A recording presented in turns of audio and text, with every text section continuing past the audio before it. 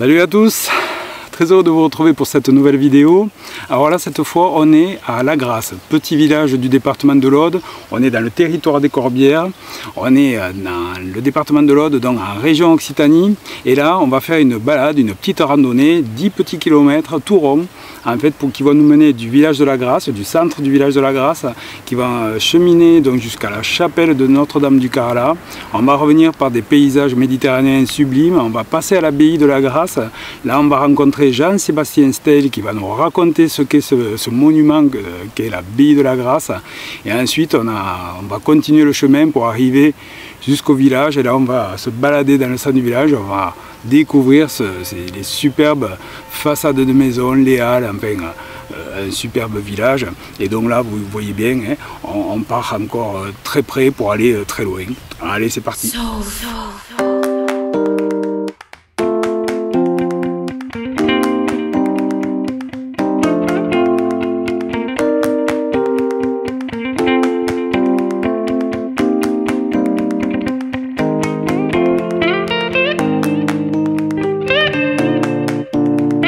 Comme je vous l'ai dit dans la présentation, une boucle de 10 km, un dénivelé de 250 mètres, donc c'est moyen. Il faudra compter 3h30 environ pour faire cette boucle. Moi je conseille d'y passer toute la journée pour en profiter pleinement. Le balisage est rouge et blanc pour le GR et jaune par la suite. Il est parfait, vraiment un très bon balisage. Donc vous partez du boulevard qui se situe dans le centre du village où vous aurez tous les bars et restaurants de la ville. Là vous prenez la départementale 3 direction Carcassonne et dès que vous avez franchi le pont, sur votre gauche une rue et face à vous le chemin, il démarre là. Vous verrez, il y a un grand panneau qui indique le balisage. Donc c'est parti pour cette boucle de Notre-Dame du Carlat. Alors vous verrez, c'est assez pentu dès le départ, ça monte un petit peu raide, mais c'est dans une végétation sympa, c'est un petit peu rocailleux, mais c'est très chouette. Là vous montez en fait sur les fesses de Charlemagne, oui c'est comme ça ce que s'appelle cette colline, les fesses de Charlemagne. Oui.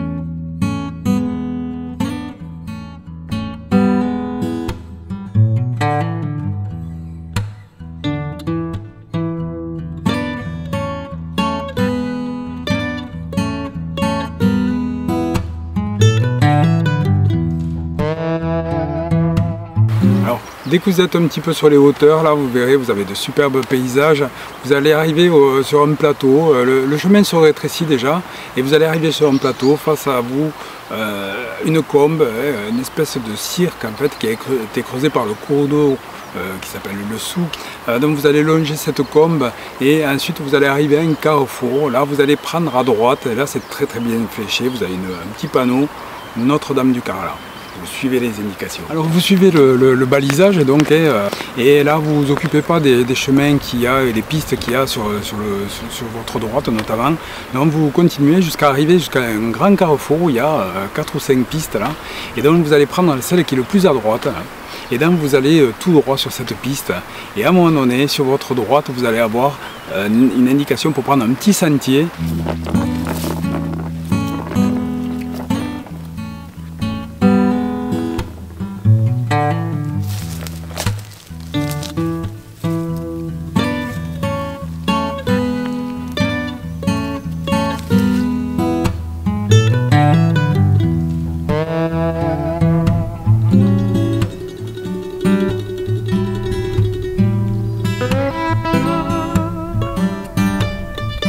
Alors donc le chemin longe une combe, il est tout étroit, vous allez arriver dans une zone où la terre est rouge, c'est vraiment très chouette. Hein. Et puis ce chemin va déboucher sur une piste. À votre droite, la chapelle de Notre-Dame du Carlat, c'est un aller-retour, elle se situe à 300 mètres de là. Allons-y, hein, parce que là c'est un superbe endroit de pique-nique. Et puis le site est vraiment très chouette. Alors je suis arrivé à Notre-Dame du Carlat, donc ça se situe en fait à mi-parcours. Hein.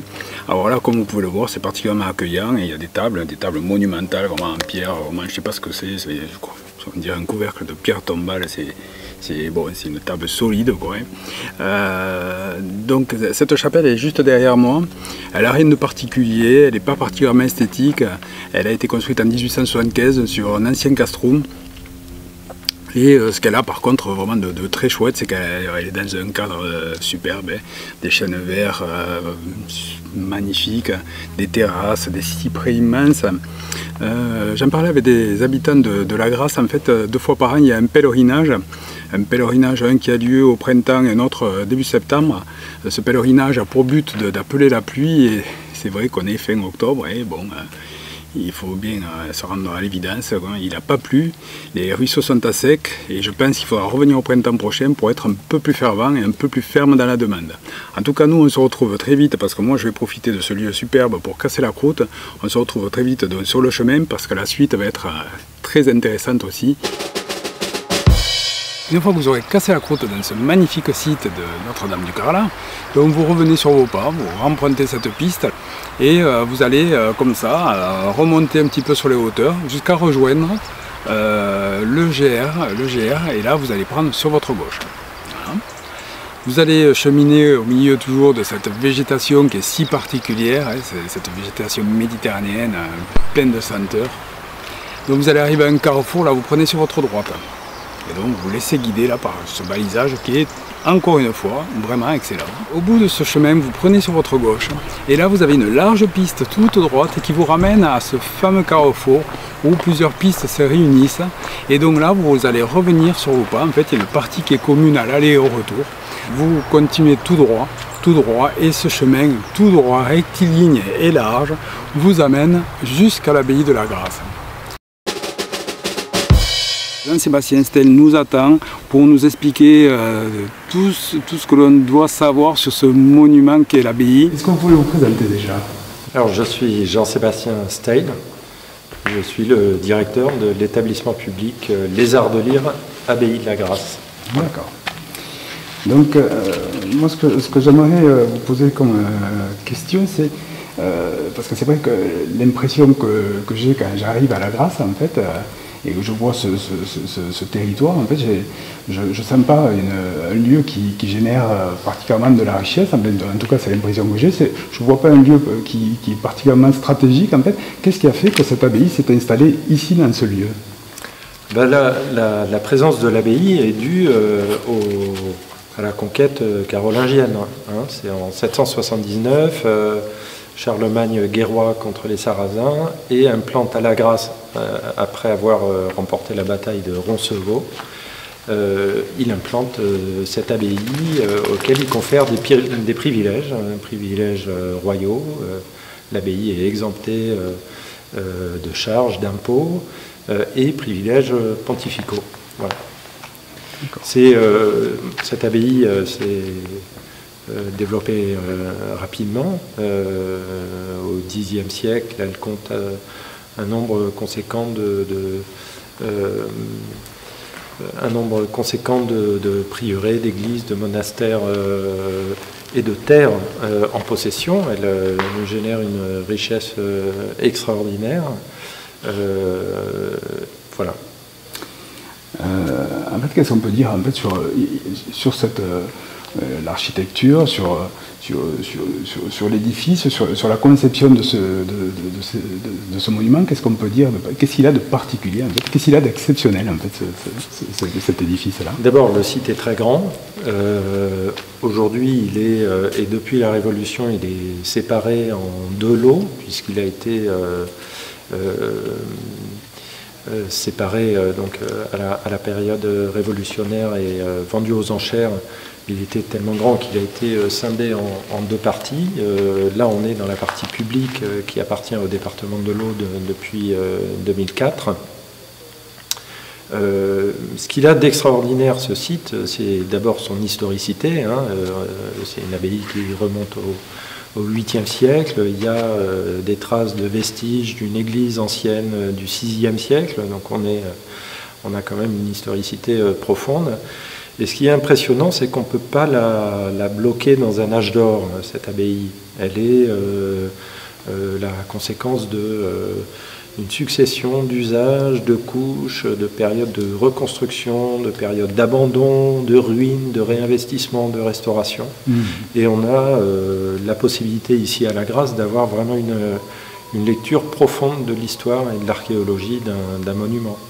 On n'est pas dans une abbaye cistercienne traditionnelle qui soit un archétype de l'art roman. On est dans une abbaye, pour le coup, bénédictine, qui a connu un très fort essor 10e, 11e, 12e siècle. Il y a eu des périodes de crise, mais le 14e a été une période en particulier le début du 14e, ça a été une période de florescence pour l'abbaye, avec beaucoup de constructions. L'endroit où on est, là, le dortoir des moines, date du 14e siècle. Mais on ne peut pas la bloquer dans un âge d'or, puisque ce dortoir, par exemple, a été abandonné au moment de la congrégation de Saint-Maur, 17e, 18e siècle, avant la Révolution. Ce dortoir a été abandonné au profit de bâtiments 18e siècle qui correspond à la partie privée de l'abbaye. Il y a quelque chose qui m'intrigue là, dans la disposition de ce village. Bon, on voit bien que l'abbaye et le village de la Grasse, c'est intimement lié. Malgré tout, il y a l'abbaye d'une part d'une rivière, et puis de l'autre part, il y a le village, avec un trait d'union qui est le pont vieux, qui est spectaculaire d'ailleurs. Mais qu'est-ce que ça raconte en fait, cette disposition-là? Je crois que ça peut raconter deux choses. D'abord, un bourg médiéval. Un bourg médiéval et un bourg abbatial. C'est-à-dire que le village, l'histoire du village est indissociable de l'histoire de l'abbaye. C'est la présence de l'abbaye qui doit au village sa richesse et son développement. La deuxième chose, c'est effectivement une séparation par l'Orbieu. Ici, on était sur les terres des moines, des abbés, et de l'autre côté, il y a l'activité villageoise. L'entente n'a pas toujours été parfaite entre le village et l'abbaye, de même que l'entente n'a pas toujours été parfaite entre les moines et l'abbé. Parce qu'on est dans une abbaye royale, une abbaye qui, à partir du XVIe, est soumise au régime de la commande. Il y a une espèce d'administrateur ou de gouverneur royal qui vient marquer la présence du pouvoir royal en terre occitane. Et ça n'est bien vu ni par les moines, ni par les villageois. Donc, ce clivage qui est caractérisé par l'Orbieu peut raconter aussi ça, un clivage politique et des dissensions parfois, effectivement, entre l'abbaye et le village. Il fallait garder de la distance, donc. Bon, écoutez, moi, je vous remercie pour tout cet éclairage, en fait. Moi, ce que j'aimerais savoir, c'est aujourd'hui, qu'est-ce qu'elle est, cette abbaye, aujourd'hui? Qu'est-ce qui s'y passe? Est-ce que vous pouvez dire à ceux qui vont regarder la vidéo ce qui s'y passe, et puis peut-être donner envie à toutes ces personnes qui vont regarder cette vidéo de venir à votre rencontre? Et en fait, dans cette abbaye, depuis 2008, s'est installée une association qui s'appelle le Marque-Page et qui vient de transférer son activité à l'établissement public qui prend la gestion de l'abbaye. Le Marque-Page organise depuis 1995 de gros événements culturels et en particulier un banquet du livre d'été, qui est un événement littéraire absolument phare en France, et qui est versé comme ça au bénéfice de l'établissement public qui va reprendre la gestion de l'activité littéraire, culturelle et intellectuelle ici à la Grasse. Alors ce qu'on va avoir ici dans l'année, ce sont des rencontres littéraires, des rencontres d'auteurs, ce sont des résidences d'auteurs qui vont travailler ici au fil des mois. Il y a une librairie indépendante au sein d'une abbaye dans un village de 500 habitants, c'est pas commun. Il y a un bistrot littéraire, il y a l'ensemble patrimonial qui donne lieu qui est un point de curiosité et d'intérêt touristique et patrimonial. Et puis il y a cette idée des arts de lire qu'on défend ici. Les arts de lire, c'est évidemment le rapport au livre, mais ça peut être aussi le rapport au monument, son histoire archéologique, son histoire architecturale. Et puis les arts de lire, c'est aussi l'expérience du paysage. Vous flânez, vous revenez de Notre-Dame du Carlat, vous voyez que vous savez que la marche, c'est aussi une manière de lire et d'interpréter le monde. Et c'est ce qu'on veut défendre ici. Donc on est très heureux d'accueillir des flâneurs, voilà, puisque c'est un lieu accueillant aux flâneurs de passage. Voilà. Je suis ravi. Je suis ravi.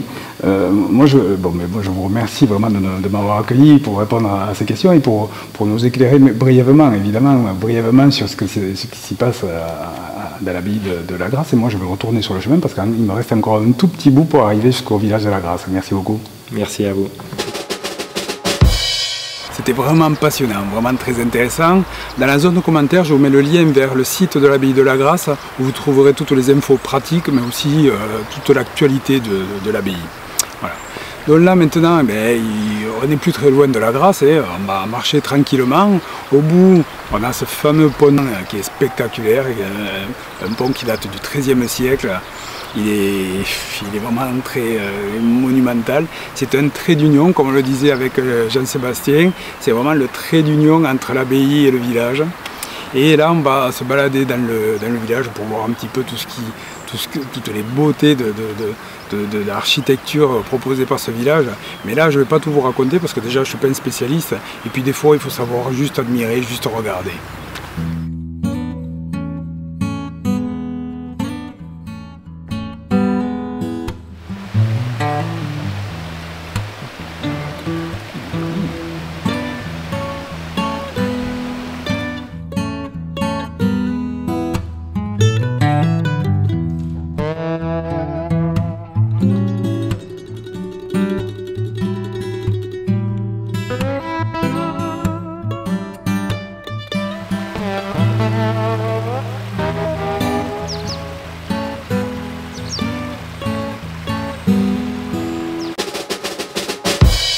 On est au terme de cette boucle de randonnée, la boucle est bouclée. Voilà. Donc on se quitte là, donc dans la zone commentaire je vous mets le lien vers le descriptif et le lien vers la carte qui vous permettra par exemple de télécharger le tracé GPS. Si vous avez aimé cette vidéo, voilà, on appréciera si vous nous cliquez sur le pouce pour dire que vous avez aimé. Si vous souhaitez connaître l'actualité prochaine, les prochaines vidéos, les prochaines rencontres, les prochaines balades, c'est simple, il suffit juste d'aller vous abonner. Si vous faites cette balade à votre tour, ça serait sympa de nous dire ce que vous en avez pensé. Ça, la zone commentaire elle est faite pour ça. Et moi je vous dis, continuez à partir prêt pour aller loin, voilà, tout simplement. Bye bye, ciao, à bientôt.